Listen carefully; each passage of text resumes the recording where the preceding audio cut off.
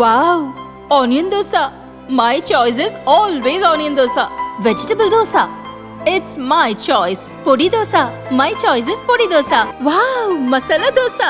It's always my choice. Dosa வகைகளில் ஒவ்வொருவருக்கும் ஒவ்வொரு சாய்ஸ் இருக்கலாம், ஆனால் எல்லா வகை தோசைகளுக்கும் ஒரே சாய்ஸ் இதயம். கர்நாடகாவில் பாரதிய ஜனதாவை தோற்கடித்து காங்கிரஸ் ஆட்சியை பிடித்தாலும் அக்கட்சிக்குள் ஏகப்பட்ட பிரச்சனைகள்.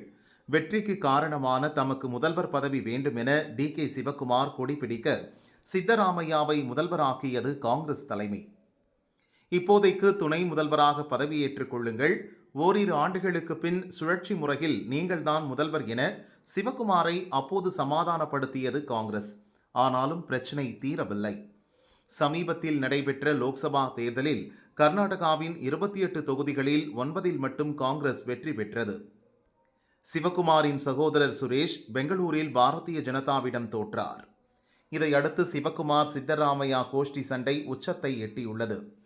இதை மேலும் தீவிரமாக்கும் விதமாக ஒரு நிகழ்ச்சி சமீபத்தில் நடந்தது.